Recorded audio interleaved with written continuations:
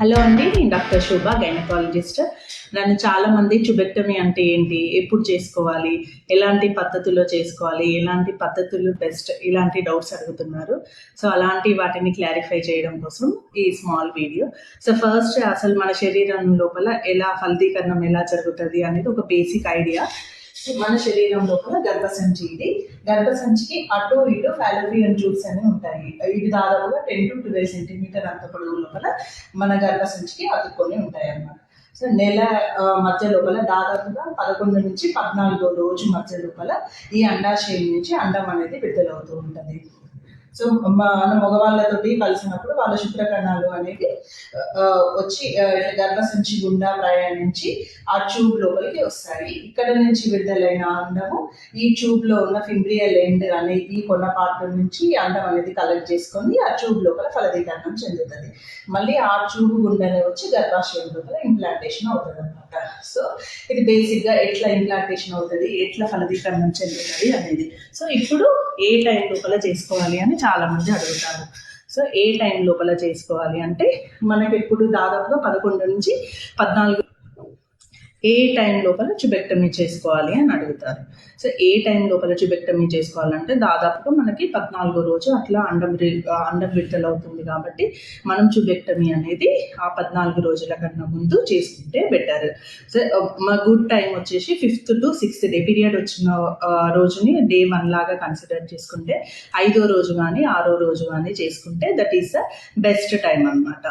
So కొంతమంది పెద్ద operation అయినప్పుడు ఆపరేషన్తో పాటుగానే చేయించుకుంటారు. లేదా నార్మల్ డెలివరీ అయింది అంటే నార్మల్ డెలివరీ ఆల్రెడీ హాస్పిటల్ లోపల ఉంటారు కాబట్టి అదే కంటిన్యూషన్ లోపల 1 or 2 days లోపల కానీ డెలివరీ అయిపోయినాక 1 week 10 days లోపల కానీ వచ్చి చేయించుకుంటారు.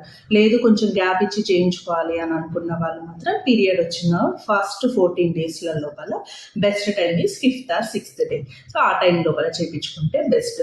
ఏ పద్ధతుల్లో చేయించుకుంటే మంచిది అంటారు. సో ట్యూబెక్టమీ అనేది 2 పద్ధతుల లోపల ఉంటుంది. ఒకటి ఓపెన్ సర్జరీ, ఇంకొకటి లాప్రోస్కోపిక్ పద్ధతి ద్వారా చేస్తాం. ఓపెన్ సర్జరీని మినీ లాపరాటమీ అని కూడా అంటాం. మినీ లాపరాటమీ లోపల ఏంటి అంటే మన బొడ్డు కింద ఒక 2 to 3 సెంటీమీటర్ అంతా కట్ చేసి ఆ కట్ చేసిన పార్ట్ నుంచి లోపలికి వెళ్ళి ఈ ట్యూబ్స్ లోపలికి తీసుకొని ఆ కనెక్షన్కి మధ్య లోపల కట్ చేస్తాం అనమాట. సో కట్ చేసేసి కుట్లేస్తాము. దానివల్ల ఏంటి అంటే ఇక్కడ నుంచి అండం రావడము, ఇక్కడ నుంచి శుక్రకణాలు రావడం, ఇదంతా కూడా కంటిన్యూటీ అనేది ఆగిపోతుంది అనమాట.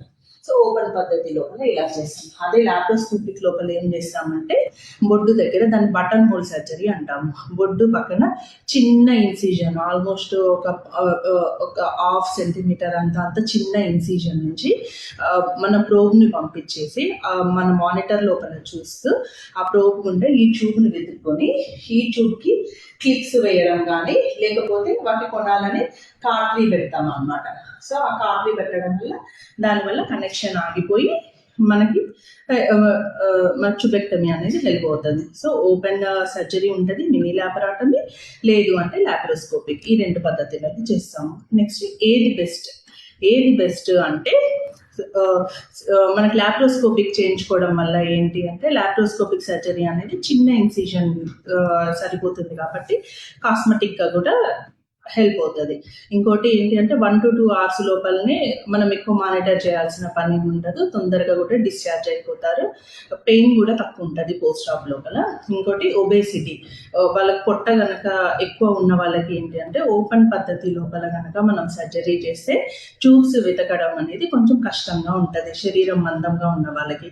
అదే లాప్రోస్కోపీ లోపల చేసినట్టయితే ఆ ప్రోబ్ నుంచి వెతుకుతాం కాబట్టి అంత డిఫికల్టీ అనేది ఉండదు. ప్రీవియస్గా 1 or 2 సెక్షన్స్ అట్లా అయిన వాళ్ళకి ఏంటి అంటే గర్భసంచికి అటు పక్కల ఇటు మూత్ర సంచికి కానీ పేగులకి కానీ అతుకులు ఏర్పడే అవకాశాలు ఉంటాయి అన్నమాట. ఓపెన్ సర్జరీ లోపల చేసినప్పుడు ఆ అతుకులని మనము కట్ చేసుకుంటూ సర్జరీ చేస్తాం కాబట్టి కొన్నిసార్లు వాటి మూత్ర సంచికి కానీ పేగులకి కానీ చిన్న గాయాలు అయ్యే అవకాశాలు ఉంటాయి. అదే లాప్రోస్కోపీకి ప్రోబ్ చేస్తాం కాబట్టి అట్లాంటి ఏమైనా అడ్హెషన్స్ అంటామో అతుకులని, అట్లాంటి ఏమైనా అతుకులు ఉన్నా కూడా నెమ్మదిగా రిలీజ్ చేసుకుంటూ చేస్తాం కాబట్టి గాయాలు అయ్యే అవకాశం తక్కువగా ఉంటుంది లాప్రోస్కోప్ లోపల. ఇంకోటి ఏంటి అంటే ఇంకోటి రీకెనలైజేషన్ అనమాట. అంటే ఒకవేళ ముందు పుట్టిన పిల్లలకి ఏమైనా ప్రమాదం జరగడం కానీ చనిపోవడం కానీ అట్లా ఏమన్నా అయిపోయి ఆల్రెడీ ట్యూబెక్టమీ అయిపోయిన వాళ్ళకి మళ్ళీ రీకెనలైజేషన్ టెక్నిక్ ద్వారా మళ్ళీ పిల్లలను పొందాలి అని అనుకునేటప్పుడు ఓపెన్ పద్ధతి లోపల కానీ కాకుండా లాప్రోస్కోపిక్ లోపల చేసుకున్న దానికి కొంచెము రీకెనలైజేషన్ చేయడం అనేది కొంచెం ఈజీగా ఉంటుంది. సో ఇది పద్ధతులు. రెండిట్ల లోపల కూడా పోస్ట్ ఆపరేటివ్గా ఒక 1 వీక్ 10 days లోపల పేషెంట్ అనేది నార్మల్గా వాళ్ళ రొటీన్ వర్క్స్ అనేవి చేసుకోవచ్చు. ఓపెన్ సర్జరీ లోపల కొంచెం ఇన్సిజన్ పెద్దగా ఉంటుంది, కొంచెం హాస్పిటల్ స్టే.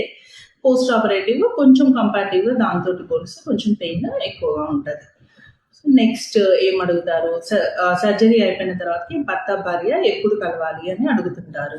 సో ఈ ట్యూబెక్టమీ అయిపోయిన తర్వాతకి 1 week to 2 weeks లోపల సూచర్స్ మంచిగా హీల్ అయిపోయి ఏమి పేషెంట్కి ఇబ్బంది లేదు, కంఫర్టబుల్గానే ఉంది అని అనిపించినప్పుడు ఎప్పుడైనా కలవచ్చు.